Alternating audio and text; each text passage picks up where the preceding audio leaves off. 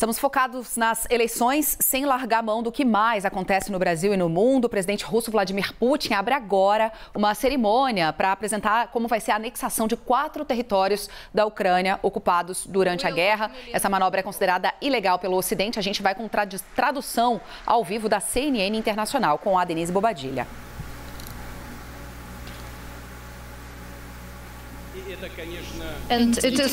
E é claro, o direito deles.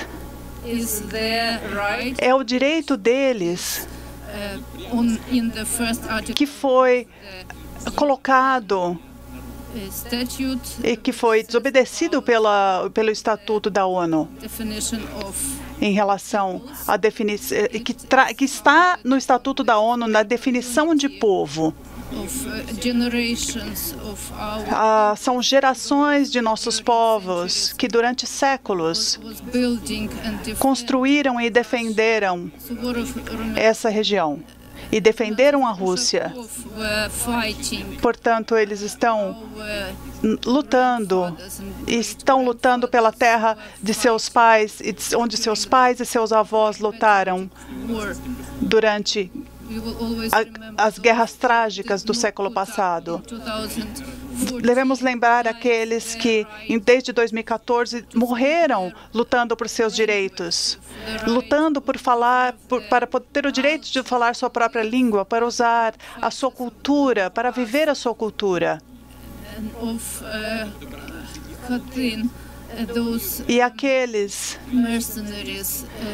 mercenários que mataram civis e ucranianos, russos, pessoas de diferentes nacionalidades. E lembramos então das pessoas de Donetsk que sofreram processos e que sofreram perseguição em Luhansk também. Entre eles Nurmagomedov e militares que morreram durante a operação militar especial. Eles são heróis da grande Rússia. E eu peço que vocês os honrem com um minuto de silêncio.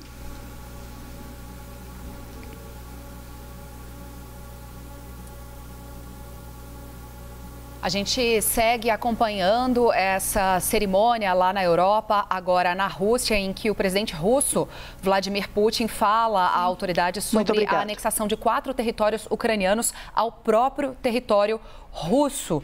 Ele pediu um minuto de silêncio em homenagem ao que ele chama de bravos heróis russos que lutaram no que ele mesmo define como operação especial. As repúblicas de Luhansk e Donetsk e as regiões de Kherson e Zaporizhia, há uma história de ligação, de fortes ligações por gerações. São pessoas que lutaram durante anos que essa ligação com a Rússia não fosse destruída. E é por isso que os mais velhos, os mais jovens, que nasceram depois do colapso da União Soviética, se juntaram aos mais velhos desde a dissolução em 1991.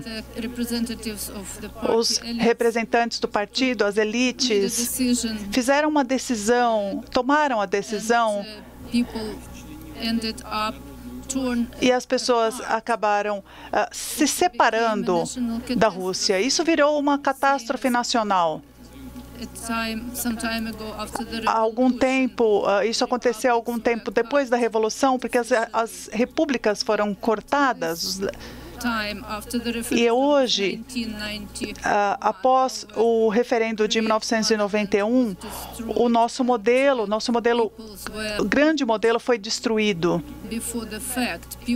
E as pessoas foram separadas desses laços históricos. À época, elas nem percebiam o que elas estavam fazendo. Mas isso não importa mais, porque não existe mais a União Soviética. Não podemos voltar ao passado. Mas hoje, a Rússia busca a paz, mas não há nada mais forte que o desejo de milhões de pessoas cuja cultura e cujo idioma são considerados parte da Rússia. Seus avós viveram na Rússia. Eles têm o desejo de voltar à terra de seus pais e avós. Durante 8 anos, as pessoas em Donbás sofreram um genocídio. E também em Zaporídia, em Kherson. Isso aconteceu porque isso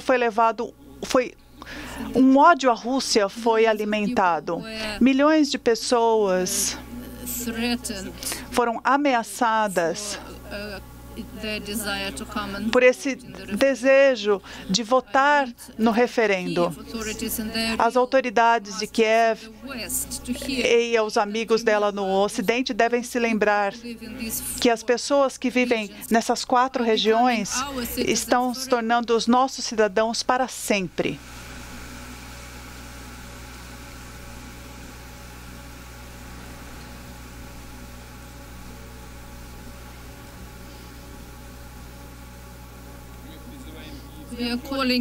Nós estamos conclamando ao regime de Kiev um cessar-fogo em todas as ações militares nessa guerra,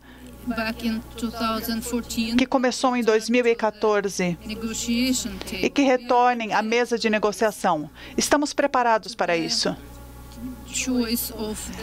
Mas a escolha das pessoas nas 4 regiões não será discutida. A Rússia não será traída nesse sentido.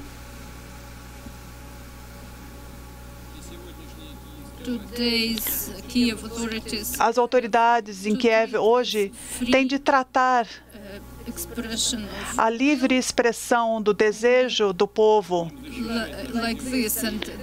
de tal forma. E essa é a única maneira de irmos à paz. Iremos defender de todas as formas e faremos tudo que está em nossas mãos para defender a vida desses povos. Nós iremos reconstruir as cidades destruídas, as vilas destruídas, ruas, hospitais, escolas.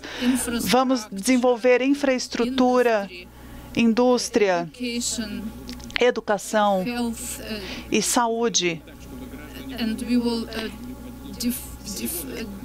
E iremos assegurar que todas as repúblicas dessas áreas sejam um modelo de prosperidade e de vida. Caros amigos, colegas, eu gostaria de falar também aos soldados, aos oficiais que participam e participaram da operação militar especial em Donbás, em Zaporídia, e aqueles que fazem parte da mobilização parcial, o comissariado militar, os pais, esposas, filhos, e dizer para eles por que estamos lutando, quem são os nossos inimigos, quem nos colocou nessa crise e está se beneficiando dela. Nossos irmãos e irmãs na Ucrânia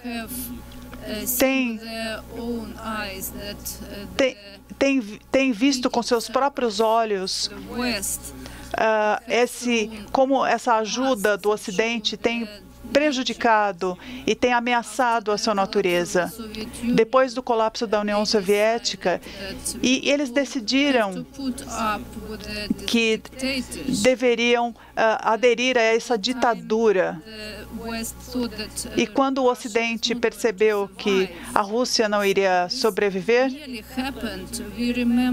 vocês se lembram da fome, da crise que tivemos nos anos 90, mas a Rússia sobreviveu e se tornou ainda mais forte. E colocou o seu lugar no mundo. Mas o Ocidente ainda está tentando nos fazer mais fracos. Está tentando nos dividir. Eles não suportam o fato de que há um país imenso e grande, cheio de recursos naturais, que não está pronto para viver sob o comando ocidental. O Ocidente não consegue deixar essa mentalidade colonial. Eles querem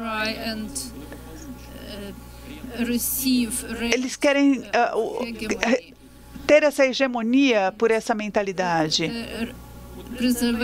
A preservação dessa força é o motivo principal deles. É a razão dessa agressão em países dependentes. E países que têm valores tradicionais, culturas tradicionais, acabam sendo ameaçados porque não obedecem esse senso de desenvolvimento que eles têm. Então, eles querem que os outros povos entreguem a sua soberania aos Estados Unidos. E alguns países... São 9h30 da manhã, no horário aqui no Brasil. A gente estava acompanhando aí o discurso do presidente russo, Vladimir Putin, ele falando sobre a anexação de 4 regiões que pertencem à Ucrânia ao território russo. Já vou chamar aqui para a conversa o nosso analista sênior de internacional, Américo Martins. Américo, o presidente russo repete mais uma vez aquele discurso de que havia uma vontade de parte da população dessas regiões em se juntar ao governo russo e que é isso que ele está fazendo, na intenção de proteger e agora de reconstruir essas áreas e que quem não está com ele deve se submeter à ditadura do Ocidente, né, Américo? Muito bom dia para você. Bom dia, Stephanie. Exatamente isso. A gente está vendo aí um discurso com toda a pompa e circunstância em que o presidente Putin vai anexar essas 4 áreas da Ucrânia. Isso vai escalar muito a guerra. Pelo que a gente pôde perceber até agora, esse discurso dele teve 2 objetivos. O primeiro é animar a população interna na Rússia. Foi um discurso, o começo do discurso muito interno, para tentar trazer essa população para o lado dele, Putin, tentando dizer que quem está sendo agredido é o povo russo, porque uma boa parte da população nessas 4 regiões que estão sendo anexadas hoje são russos de origem étnica e falam russo. E existe, de fato, uma parte deles que gostaria de fazer parte da Rússia. Agora, esse referendo, obviamente, foi completamente ilegal, não houve nenhum controle externo, não houve nenhuma negociação. Mas, ele, ao fazer usar esse discurso muito beligerante internamente, ele está tentando fazer com que a opinião pública russa fique junto dele. Para fora, ele fez um passo muito interessante, que ele chegou a falar na possibilidade de discutir um cessar-fogo com a Ucrânia, pelo menos nessas 4 áreas que ele diz que estão sendo liberadas e que, na verdade, estão sendo anexadas pela Rússia. Agora, a possibilidade disso acontecer é praticamente nula, porque o presidente da Ucrânia, Volodymyr Zelensky, já disse que, com a anexação desses territórios, não vai haver mais nenhuma possibilidade de negociação com a Rússia, e o Ocidente, de forma geral e de forma muito unida, condenou completamente não só o referendo, como também essa cerimônia de anexação. Então nós estamos entrando numa fase da guerra muito mais complicada, porque a partir de agora, o presidente Putin, ao fazer esses 2 gestos, tanto para o público interno como para o público externo, ele está basicamente dizendo que, como ele considera agora essas 4 áreas parte da Rússia, ele vai usar tudo que ele puder do ponto de vista militar para defender o povo que lá vive e as terras que estão lá, porque ele considera a partir de hoje que essas terras são terras russas. Na verdade, é uma anexação ilegal e o Ocidente vai ter muita dificuldade de mudar isso, porque, na verdade, a realidade no chão, ali no terreno, é que a Rússia controla uma boa parte dessas regiões e vai ser muito difícil com, por exemplo, sanções econômicas ou sanções políticas, conseguir que a Rússia libere essas 4 áreas. Então nós estamos entrando numa fase muito difícil e o Putin está tentando trazer com ele a população russa, que reclamou muito, especialmente da convocação de reservistas, o que aconteceu na semana passada. Américo, até para a sobrevivência dele como presidente da Rússia, como liderança política no país, ele não tem como retroceder agora, né? Se coloca à disposição para negociação a partir do momento em que a situação está como ele desejava que estivesse, né? Com esses territórios anexados e agora, segundo a versão russa, pertencendo ao território russo. O mundo parece, ou uma parte do mundo pelo menos, concluiu que houve frouxidão lá em 2014, quando ele fez a mesma coisa com a Crimeia, o que serviu de estímulo, provavelmente, para que ele repetisse a dose agora em escala maior. Qual a saída mais provável? Negociação, como você já lembrou, não haverá, porque aí é autorizar Putin e, quem sabe, estimulá-lo para no futuro fazer, sabe-se lá exatamente o quê. Uma intervenção nessas áreas agora pode significar um novo patamar para a guerra que ninguém sabe exatamente qual seria. As sanções econômicas mexeram com a vida cotidiana na Rússia, mas não o impediram de continuar avançando. Então, qual é a solução mais próxima? Há alguma perspectiva de negociação? China, Índia, Turquia, Israel podem participar de alguma tentativa de intermediação, de conversa? Porque quem retroceder dá um passo sem volta e com consequências graves, seja para a Ucrânia, seja para a Rússia, não é, Américo? Exatamente, Colombo. Nós estamos entrando num verdadeiro labirinto nessa guerra, porque, como você disse muito bem, nenhum dos lados pode ceder nesse momento. A retórica está sendo muito forte, muito aguda e escalando muito essa guerra. Você lembrou bem a história da Crimeia. Agora, a Crimeia foi muito diferente. Primeiro aconteceu no momento em que a Ucrânia estava muito mais fraca. Em 1 mês e 10 dias, o exército russo e as forças russas que estavam já na Crimeia, pró-russas que estavam na Crimeia, conseguiram controlar o território inteiro.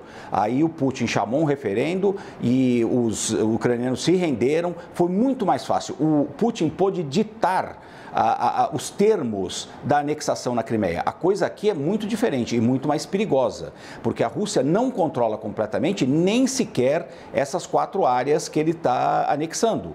Então não essa negociação, essa escalada não vai acontecer nos termos que o Putin quer. Ele está numa posição muito mais fraca. Na verdade, o exército russo está em defensiva, está tentando defender essas áreas que eles ocuparam. O exército ucraniano hoje tomou uma cidade em Donbass. Isso já é uma escalada muito violenta da guerra. Então, o Putin tenta repetir o roteiro de 2014 na Crimeia, mas não nas condições que ele teve naquele ano. Muito pelo contrário, nesse momento ele está na defensiva. Então, ele resolveu dobrar a aposta, apostou nessa coisa da anexação, começou a usar muito fortemente a ameaça de uma possível guerra nuclear, já que a Rússia poderia usar armas táticas nucleares, mas a situação é muitíssimo complicada. Nenhum dos lados vai poder, neste momento pelo menos, retroceder, como você bem disse. Agora, as imposições de sanções, por exemplo, do Ocidente e da União Europeia, são muito difíceis de dar resultado agora. A União Europeia está falando na 8ª rodada de sanções, ou seja, já tentaram um pouco de tudo. Não tem muito mais sanções que você possa fazer. Você vai colocar mais pessoas na lista de sanções, você vai tentar controlar e impedir a exportação de mais produtos russos, mas já estamos num certo limite. Então nós estamos entrando num momento de muito acirrado dos dois pontos de vista, tanto do Ocidente como da Rússia. E no meio disso, a Ucrânia não tem, Zelensky não tem a opção de virar e falar: vou sentar com o Putin e eventualmente vamos abrir mão do território. Ele fez isso como quase uma questão de honra nacional e ele precisa fazer isso para manter a mobilização da Ucrânia. Então nós estamos entrando num momento muito perigoso da guerra e ninguém sabe exatamente o que pode acontecer. Estamos muito longe de uma guerra nuclear, não existe nenhuma indicação de que as tropas russas estão mobilizando suas forças nucleares, mas nós estamos entrando num momento em que as pessoas não conversam mais. Então isso é muito perigoso.